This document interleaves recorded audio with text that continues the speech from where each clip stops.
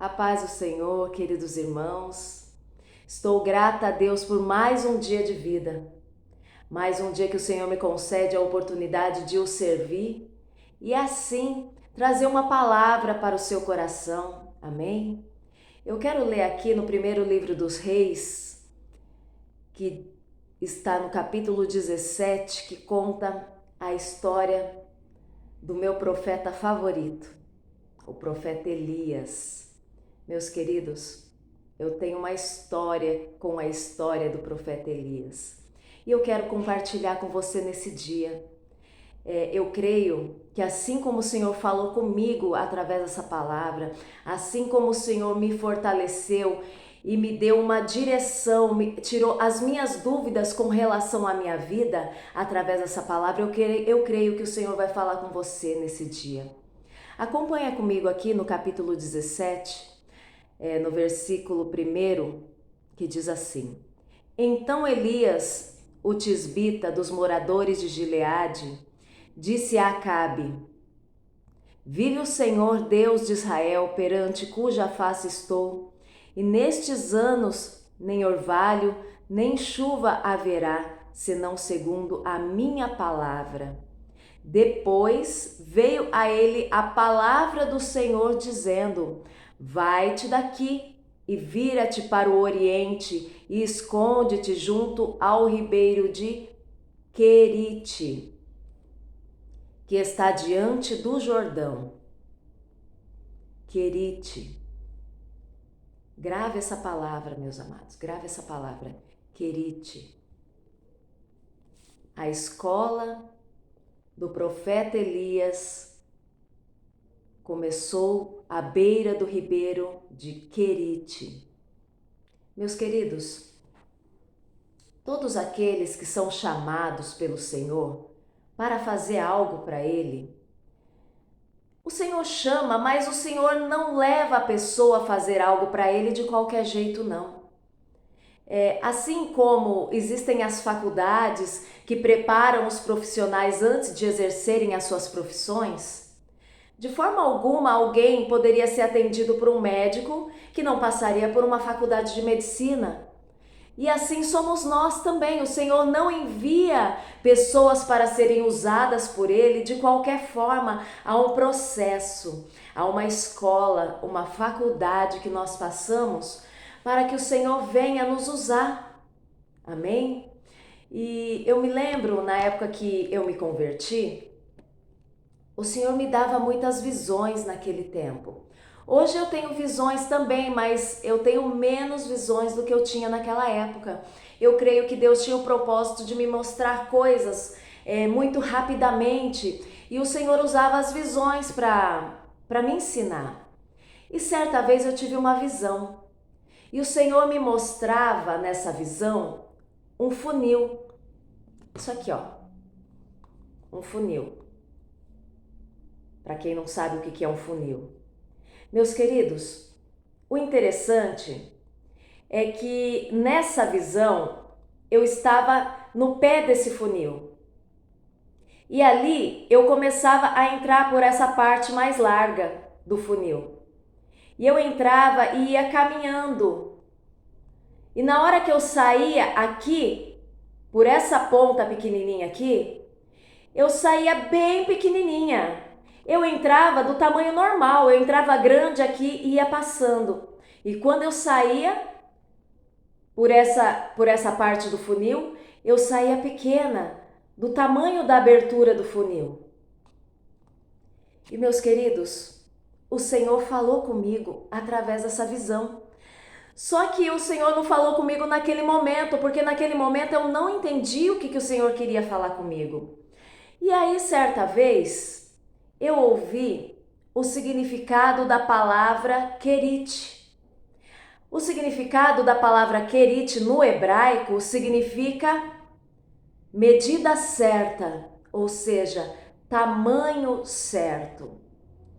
E ali eu me acheguei até essa palavra, onde diz que o Senhor Deus, ele deu uma ordem para Elias. Depois que Elias havia profetizado para Acabe que não haveria chuva dentro de um tempo determinado, durante 3 anos, não haveria nem orvalho nem chuva sobre a terra, segundo disse a sua palavra. Elias profetizou para Acabe segundo a sua própria palavra, que não haveria orvalho nem chuva durante os próximos anos, e assim aconteceu. Então o Senhor deu uma ordem para Elias: Elias, vai-te daqui e vira-te para o oriente e esconde-te. Elias ia ficar escondido ali. O Senhor ia esconder Elias junto ao ribeiro de Querite, ou seja, junto ao ribeiro que tem o tamanho certo, que está diante do Jordão. E ali, meus queridos, a palavra do Senhor diz que o Senhor falou assim para ele: e lá você vai beber do ribeiro, e eu tenho ordenado corvos para ali te sustentarem. E Elias fez conforme o Senhor lhe ordenou. Ele foi e habitou ali junto ao ribeiro de Querite. E a palavra do Senhor diz que ele bebia da água do ribeiro, e os corvos todos os dias lhe traziam carne. Meus queridos, eles traziam para Elias pão e carne pela manhã e pão e carne à noite, e lá ele bebia do ribeiro. Meus queridos, vocês conhecem o corvo? O corvo aqui no Brasil é o popular urubu, aquele pássaro grande preto. É como se fosse um urubu, entendeu? Nos outros países, eles, por exemplo, no Japão, o corvo é até uma ave até idolatrada, sabe? Eles gostam demais, eles idolatram, eles fazem músicas com corvos. Ali os corvos, eles são respeitados naquele país, sabe? Só que é uma ave que mexe nos lixos, entende? Ele se alimenta de restos, de lixos, de animal morto, assim como o urubu. O urubu, ele se alimenta de carniça. Então, o faro, né, desse tipo de ave é algo assim, espetacular, é algo sem explicação. Eles conseguem farejar carne a uma distância assim muito grande. A quilômetros de distância, um corvo ou um urubu consegue farejar uma carniça, consegue farejar uma carne, entende? E Deus usou ali para sustentar a Elias uma ave que se alimenta de carne. Agora imagina, é bem fácil você imaginar que Deus poderia usar ali uma ave ou um animal para trazer carne para Elias que não se alimenta de carne. Imagina você imaginasse um coelho que todos os dias trazia carne para Elias. Era bem fácil, porque ele não seria tentado a comer a carne, porque ele não se alimenta de carne. Agora você imaginar uma ave que só se alimenta de carne, ter que ficar ali trazendo o seu próprio bico a carne para alimentar alguém e não poder comer daquela carne, somente o nosso Deus para fazer algo na vida, né, de alguém. E o que acontece? Esse corvo, diz alguns historiadores, né, alguns estudiosos, que o corvo ia na mesa de Acabe, pegava ali da mesa de Acabe o pão e a carne e trazia daquilo que era melhor do que tinha. Ele não dava qualquer tipo de carne para Elias, não. Tipo um animal morto, alguma coisa desse tipo. Ele ia lá na mesa de Acabe, trazia as melhores carnes que o próprio rei comia e trazia ali para Elias se alimentar. Olha só que coisa maravilhosa. Olha só como que nosso Deus cuida daqueles que Ele chama, meus queridos. E o que eu vejo nessa palavra? Quando Deus falou assim para Elias, vai-te daqui, ele deu uma ordem para Elias.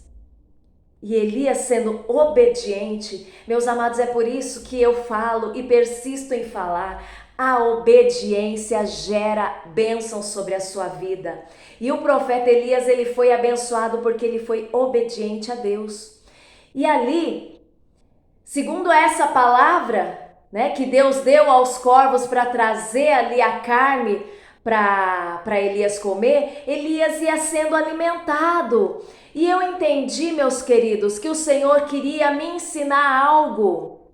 Imagina, eu já passei uma situação lá no Japão que houve um momento da minha vida que o Senhor ele quis me ensinar. E ali eu tive que passar por um certo deserto também. E o Senhor ele queria ensinar a Elias a ser dependente de Deus. E ali Elias ele não precisava caçar, ele não precisava plantar e colher, mas sim o próprio Deus sustentava a Elias. E eu passei por esse processo. O Senhor ele queria passar ali eu dentro daquele funil, ele queria ali passar eu grande e sair pequenininha. Ele quis mostrar para mim que quem que cuidava de mim era Deus. E quem que hoje é grande e se acha alguma coisa, para servir a Deus tem que sair pequenininho e muitas vezes nós precisamos ser espremidos. Entende? Ser humilhados muitas vezes, para que o Senhor venha nos moldar e ficar do tamanho que Deus quer. Entende? Quando o profeta Elias passou por esse processo, ele não sabia que ele seria o profeta Elias. Tanto que João Batista disse assim, que diminua eu para que ele cresça. Então se o Senhor, ele não divide a glória dele com ninguém. Então para que um dia nós não venhamos a pensar que nós fazemos alguma coisa, o Senhor ele faz isso, faz você chegar na presença dele desse tamanho.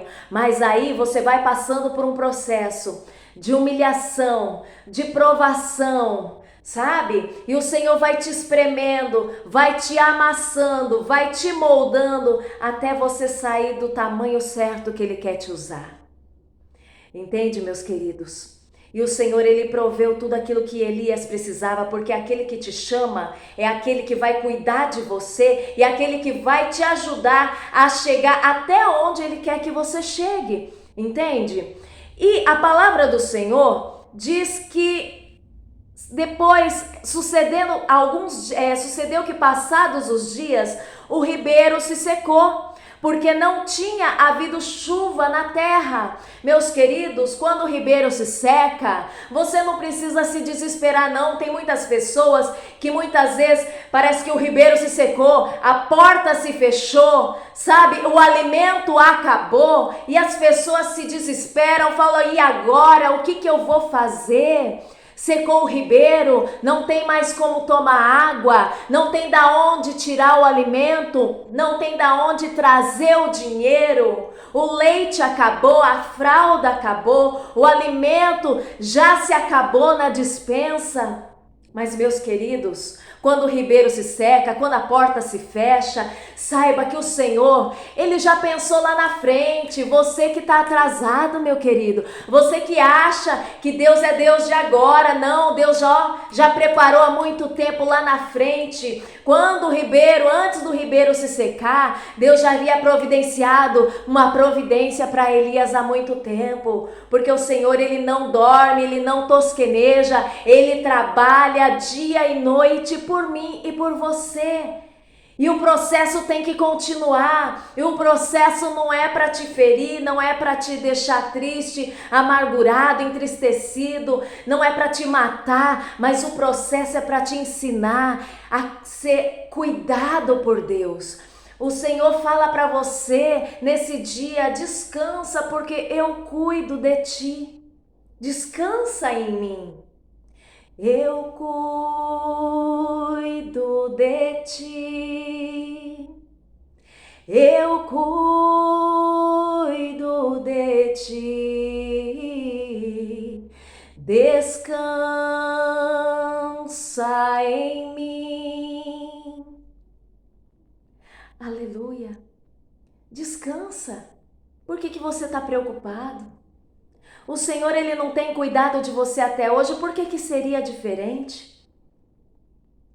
Sabe, meus queridos, quando o Senhor levou Elias, Ele já tinha preparado provisão para toda a caminhada de Elias. E quando o ribeiro se secou, então veio a palavra do Senhor dizendo para ele: levanta-te, Elias, e vai a Sarepta, que é de Sidom, e habita ali. E eis que ordenei ali a uma mulher viúva e pobre que te sustente. Meus queridos, você imagina? Elias acabou de ser sustentado ali pelos corvos, uma ave nojenta, né? É uma árvore que se alimenta de carniça. Ele foi sustentado ali durante todo aquele período até se secar o ribeiro. E depois, a hora que você pensa que você vai sair da prova, né? Deus vai arranjar algo assim mais provável, né? Um pouco melhorzinho para te sustentar. Deus usa ali uma viúva pobre num tempo de crise, porque não chovia há muitos anos, para sustentar ele. E aí, quando você é provado, quando você está sem um emprego, você imagina que Deus vai usar um vereador para te arranjar um emprego, que Deus vai providenciar um padrinho ali dentro de uma empresa para colocar o teu currículo ali no RH e falar assim: olha, eu conheço essa pessoa aqui, contrata ela. Você imagina que a pessoa mais rica da cidade ou seu parente mais rico, mais bem de vida, vai trazer alimento na sua casa? Mas eu te falo aqui, meu querido, a palavra do Senhor na primeira carta aos Coríntios, no capítulo 1, que diz assim, no versículo 27, mas Deus escolheu as coisas loucas deste mundo para confundir as sábias. E Deus escolheu as coisas fracas neste mundo para confundir as fortes. Deus escolheu as coisas vis deste mundo e as desprezíveis e as que não são para aniquilar as que são. Se você pensa que Deus vai usar algo muito provável, muito de fácil entendimento, entendeu? Alguém muito bem de vida, muito rico, com uma posição muito elevada, para te abençoar, você pode estar enganado, porque Deus não usa aquelas coisas que são. Ele geralmente vai usar as que não são. As pessoas que muitas vezes nos estendem a mão, pasme você, são aquelas que menos têm condição de te ajudar. Porque aquelas pessoas que têm muito, elas não têm as suas mentes voltadas muitas vezes para o Senhor. E muitas vezes os seus corações são fechados, são pessoas muitas vezes avarentas que não pensam no seu próximo. Mas aquele que já passou por necessidade ou passa por dificuldade, sabe aonde a fome aperta. E aquele que vai se compadecer de você e vai te ajudar, vai te estender a mão, vai repartir o pão com você. Entende? Meus queridos, olha só. Deus usou uma jumenta para repreender um profeta que estava mal intencionado com o povo de Israel. Poderia usar um outro profeta, uma pessoa, um rei, ou quem sabe, qualquer pessoa que seja, para repreendê-lo, mas Deus usou uma jumenta. Entendeu? Deus usou, imagina, olha só, na causa daquele general, Amã, soberbo, bem posicionado, Deus poderia ter falado para Eliseu: manda ele ali mergulhar sete vezes nos rios de Damasco, rios limpos, água cristalina, limpinha. Mas não, ele usou as águas sujas e barrentas do rio Jordão para curar Naamã. Entende? Imagina. O Senhor, ele já usou uma palavra para curar o servo do centurião de Cafarnaum. Mas certa vez, o Senhor usou lodo, usou barro, cuspiu nesse barro e misturou ali, fez uma misturinha e passou nos olhos daquele cego de nascença. E ele voltou a enxergar. Então você acha mesmo que o nosso Deus, ele usa as coisas mais prováveis desse mundo para poder te abençoar? Não. Ele vai usar as coisas improváveis. E usou ali uma viúva pobre para continuar o tratamento que ele tinha na vida de Elias. E a palavra sarepta significa refinamento. Você já viu passando... Quem já tomou caldo de cana sabe que quando a cana é passada ali, sabe, naquele espremedor ali, eu não sei como que é o nome, a cana, né, vai girando ali aquela máquina e a cana vai passando. E aí ela passa uma vez e a pessoa pega daquele caldo e não dá para você beber logo de cara. Aí a cana, ele dobra aquela cana de novo e ele passa novamente para espremer mais ainda, sabe? E aquele caldo de cana, ele só fica bom porque a cana foi passada ali 2 vezes. Ele passa uma vez, dobra a cana e passa de novo. E aquele último caldo da cana é o que dá o tempero, que dá o sabor da cana. Entende? A cana, quando se passa uma vez, fica ruim de tomar. Mas se passar ali, espremer ela e tirar até aquele último caldinho, é aquele que vai dar o tempero e vai dar o sabor ao caldo de cana. Então, meus queridos, muitas vezes o Senhor vai usar de situações para te espremer e sair aquele caldinho ali para você estar adorando ao Senhor. Entende? Para que aquele sofrimento brote em você um perfume e a sua adoração venha exalar e subir com cheiro suave diante das narinas de Deus. E assim, Deus usou aquela mulher pobre, viúva, para sustentar Elias por 3 anos. Mas você acha que aquela viúva tinha muita coisa? Não, porque quando Elias chegou até essa viúva, ele falou assim: dá-me um pouco de água para beber. E aquela mulher foi lá e buscou a água e deu para o profeta. Só que aí depois, ele pegou e falou assim: me dá também um bocado de pão na tua mão.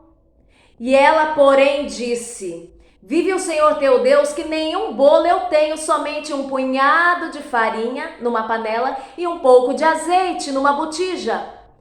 E vê aqui que eu apanhei alguns gravetos para que eu possa fazer esse bolo para mim e para o meu filho, e nós vamos comer e vamos morrer. E aí o profeta falou assim para ela: não temas, faça conforme eu te mandei. Vai, faz primeiro para mim e depois faz para você e para o teu filho. Entende o valor da obediência? Meus queridos, Deus proveu o corvo para sustentar Elias, porque Elias obedeceu ao mandado de Deus quando falou: vai-te daqui.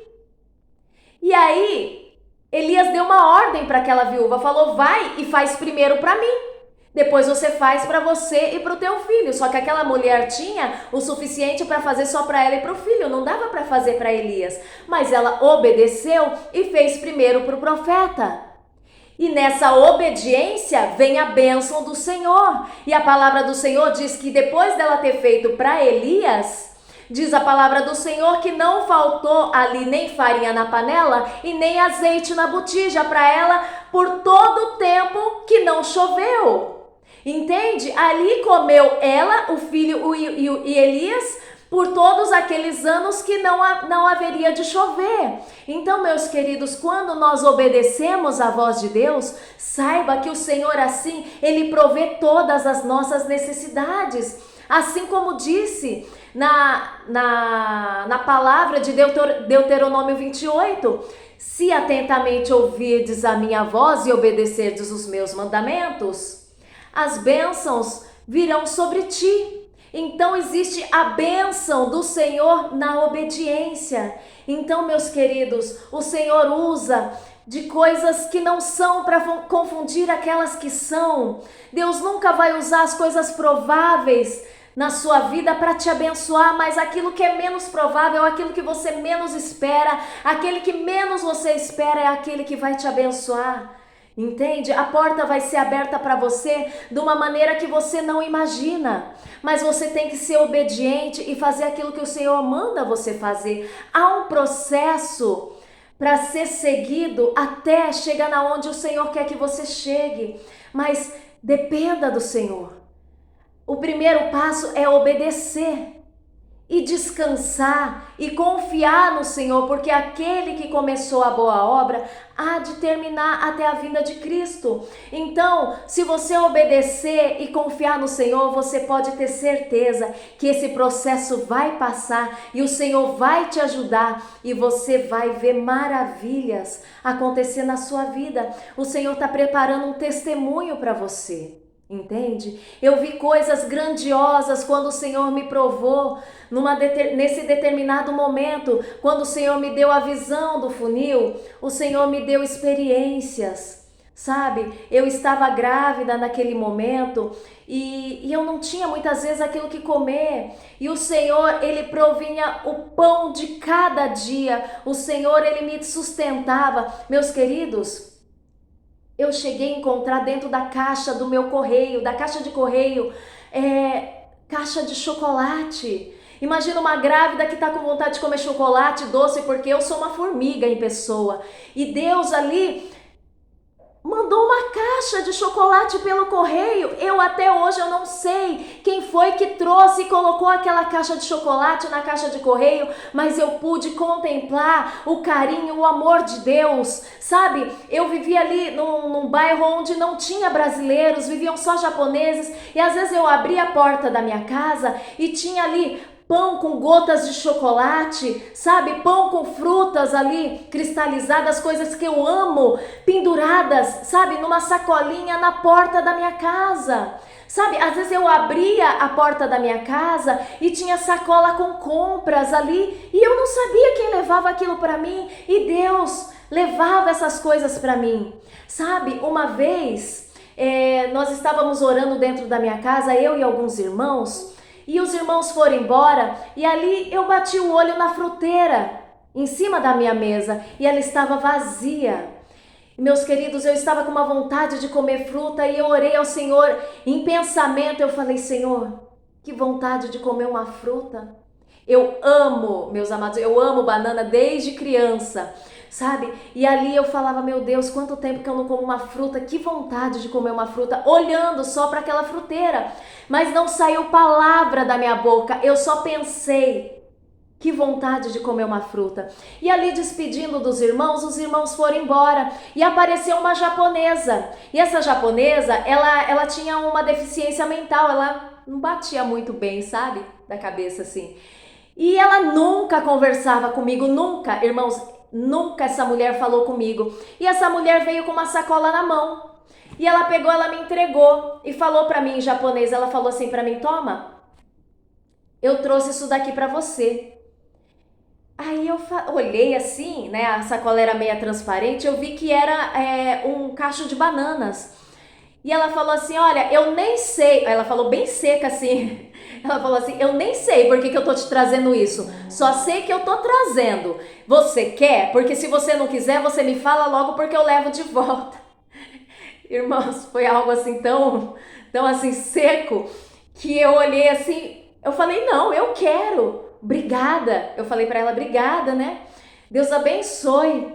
E peguei aquela banana e saí glorificando a Deus, porque aquela mulher, além dela não bater muito bem, sabe, das ideias, ela nunca tinha falado comigo, e ela era minha vizinha de porta, assim, uma do lado da outra, e ela não conversava comigo. Ela tinha um filho também que era deficiente, então assim, ela não falava comigo, mas Deus usou aquela mulher. Ela falou: eu nem sei por que eu tô te trazendo isso, só sei que eu tô trazendo. Aí você já me fala logo se você quer, se você não quer, porque se você não quiser também, me devolve que eu levo de volta. E eu falei: não, eu quero. porque eu sei quem foi que me mandou. Entende, meus queridos? Então não se desespere nesse tempo que você está passando, não. Se as portas se fecharam para você, descansa. Porque até essa porta abrir, até vir chuva novamente na sua vida, o Senhor vai prover. Nem que seja um corvo, nem que seja uma viúva pobre. Deus, Ele vai prover na sua vida. Então descansa, fica tranquilo. Haverá provisão. Passe por esse processo.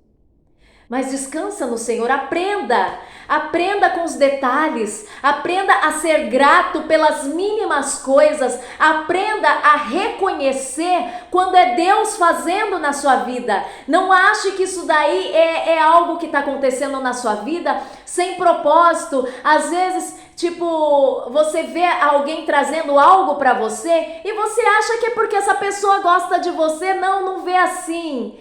Sabe, vê como providência de Deus, porque Deus, Ele provê as suas necessidades, Ele cuida de você nos mínimos detalhes. Então, Deus, Ele quer que você perceba. Quando você dá algo para alguém, por mais simples que seja, você quer que essa pessoa perceba os detalhes, sabe, daquilo que ela tá te dando. E assim é o nosso Deus, aquilo que Ele tá dando e fazendo para você, Ele quer que você note os detalhes.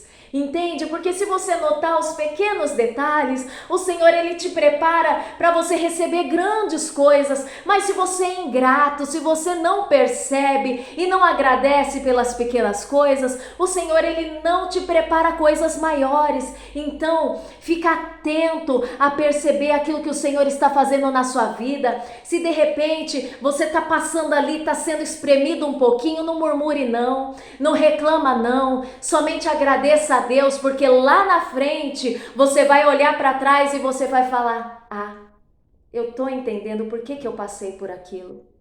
Pode estar doendo hoje, mas amanhã você vai entender. Então já começa a glorificar agora mesmo. Não deixa para glorificar só quando você entender, não. Glorifica agora mesmo sem entender. Porque a hora que você entender, você vai glorificar 10 vezes mais. Então dá glória a Deus aí, tá doendo, tá passando necessidade, tá passando uma fominha aí muitas vezes, tá faltando isso, tá faltando aquilo.